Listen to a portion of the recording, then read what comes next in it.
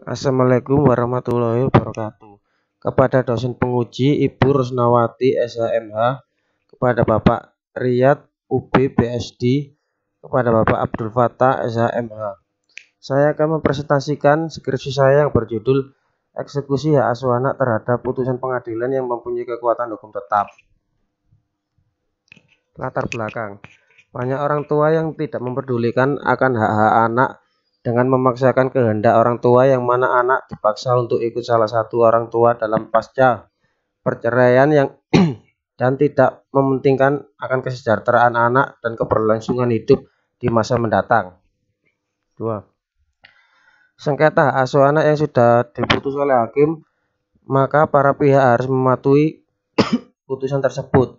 Namun dalam kenyataannya banyak dari para pihak yang tidak mentaati putusan tersebut. Rumusan masalah. Apakah akibat hukum dari anak berumur di bawah 12 tahun yang tidak mau ikut orang tua yang memiliki hak asuh anak? Yang kedua, apakah berlaku efektif eksekusi hak asuh anak yang sudah mempunyai kekuatan hukum tetap apabila ada peninjauan kembali? 2. Tujuan penulisan. Untuk mengetahui apakah akibat hukum dari anak berumur di bawah 12 tahun yang tidak mau ikut orang tua yang memiliki hak asuh anak, dan untuk mengetahui apakah berlaku efektif eksekusi hak asuh anak yang sudah mempunyai kekuatan hukum tetap apabila ada peninjauan kembali. Kerangka teori eksekusi.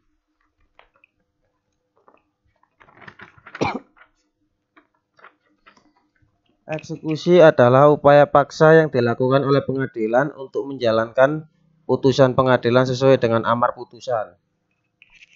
2. Hak asuh anak.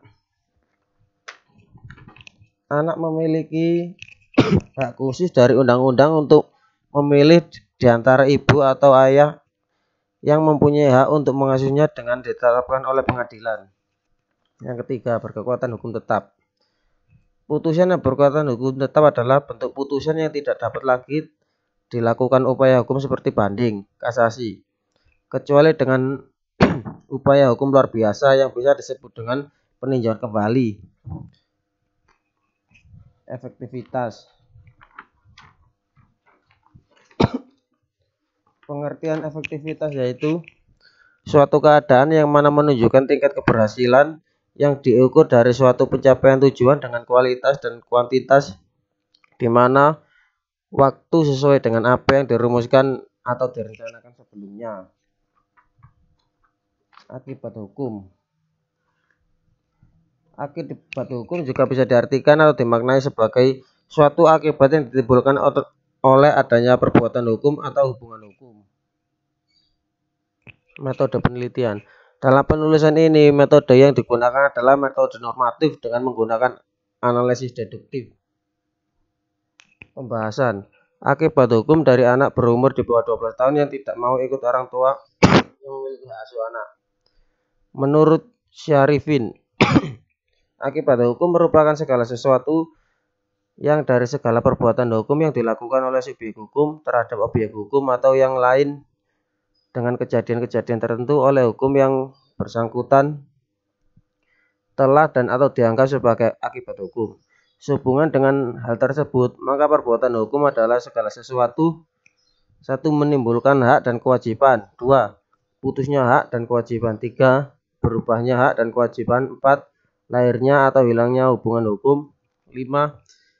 Lahirnya atau hilangnya suatu keadaan hukum. 6. Dijatuhkannya sanksi jika melakukan tindakan yang melawan hukum.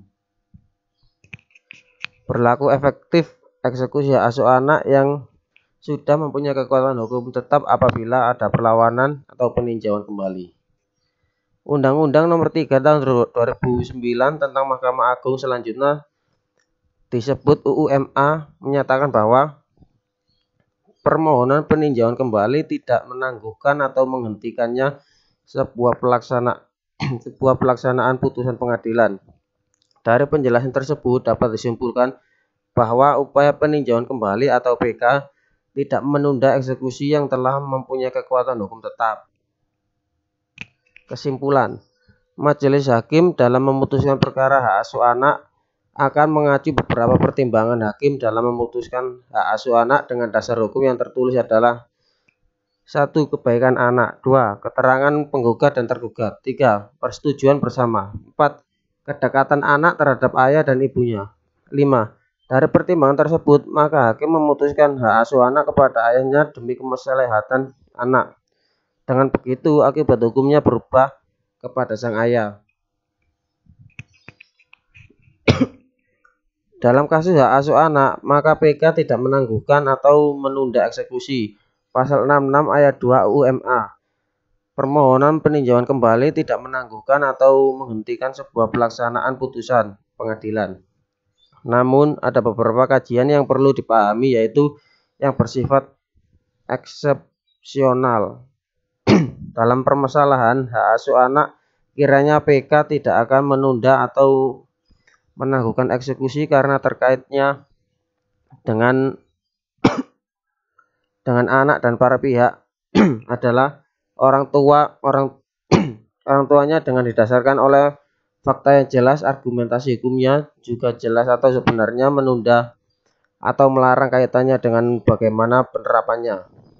Jika penerapannya secara kasuistik dan eksepsional dengan keadaan yang memang sangat mendasar dan sangat beralasan, maka permohonan PK dapat digunakan sebagai alasan menunda atau menghentikan eksekusi.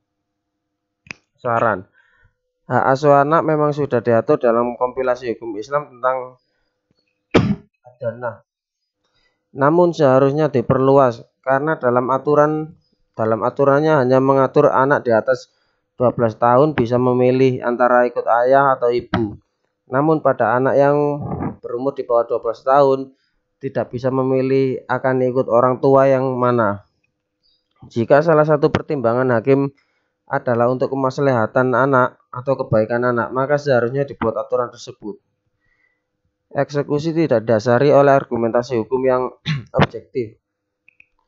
Dalam menentukan menunda atau menjalankan eksekusi adalah suatu kecerobohan, dalam arti jika dalam permasalahannya atau faktanya ditemukan suatu hal yang bersifat eksepsional yang seharusnya menunda eksekusi, namun akan tetapi eksekusi dijalankan dan sebaliknya.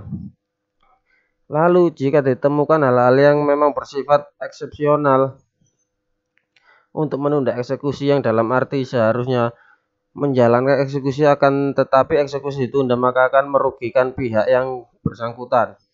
Maka sehubungan dengan itu seharusnya hakim mempertimbangkan dengan pasal 66 ayat 2 UUMA dapat diperlunak secara kasuistik adalah proses penalaran yang berupa penyelesaian masalah moral dengan mengekstrasi atau memperluas aturan teoritis dari kasus tertentu. Metode ini dalam jurisprudensi dan eksepsional pengecualian. Karena yang dilarang oleh pasal itu mempergunakan alasan permohonan peninjauan kembali sebagai penundaan eksekusi secara generalis atau orang keterampilannya mencukupi beberapa bidang atau hakim. Terima kasih. Wassalamualaikum warahmatullahi wabarakatuh.